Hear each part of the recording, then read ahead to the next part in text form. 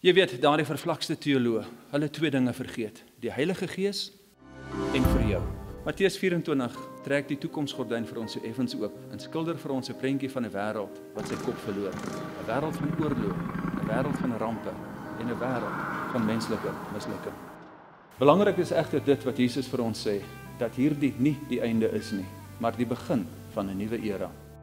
Era waarin die evangelie van Jesus Christus aan die hele wêreld verkondig sal word. 'n Era volgens Joël, waarin die Here se Heilige Gees weer op al sy mense gaan uitstort. Ja, op mense, sy mense, mense soos jy. Die Here het letterlik al die nasies van die wêreld begin bymekaar maak en bied hulle nou letterlik op 'n skinkbord vir ons aan. Waarom doen die Here hierdie dinge?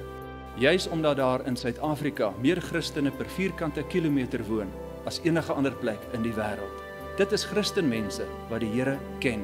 Dit is Christenmense wat die vermoë het om die evangelie van Jesus Christus aan ander mense oor te dra.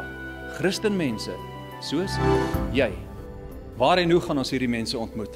Op die plek waar ons die meeste tyd van ons lewe deurbring, die werkplek. Die werkplek is daai wonderlike plek waar mense bymekaar kom om te werk. Dit gee vir ons 'n platform wat neutraal is. Dit is 'n plek waar verhoudings gebou kan word en uiteindelik ook vertroue gebou kan word. Dit is ook die plek waar ek kan werk en deur my werk 'n getuienis wees van die God wat ek aanbid. Dis waar werkende mense kan uitreik met die evangelie van die enigste Christus aan werkende mense.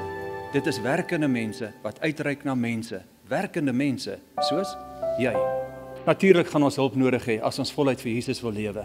Die goeie nuus is dit, dat daar 'n skatkis van materiaal vir jou voorberei is. Kry dit, reël 'n seminar en raak betrokke in 'n netwerk. Ja, jy kan in Eklesia begin, daar in jou huis, by die werkplek in jou eie omgewing. Sien, al hierdie materiaal is spesiaal vir jou voorberei. Dit is voorberei vir spesiale mense, soos jy. Volgens die Bybel is ons almal voltyds in diens van die Here, ook jy. Die priesterskap van elke gelowige is net nie meer onderhandelbaar nie. Almal van ons is voltyds in diens van die Here. Almal van ons is sendelinge. Saam kan ons Suid-Afrika omkeer van binne buite. Saam kan ons die onbereikte mense hier in Suid-Afrika bereik. Al wat nodig is dat iemand hierdie pad begin stap. Iemand soos jy.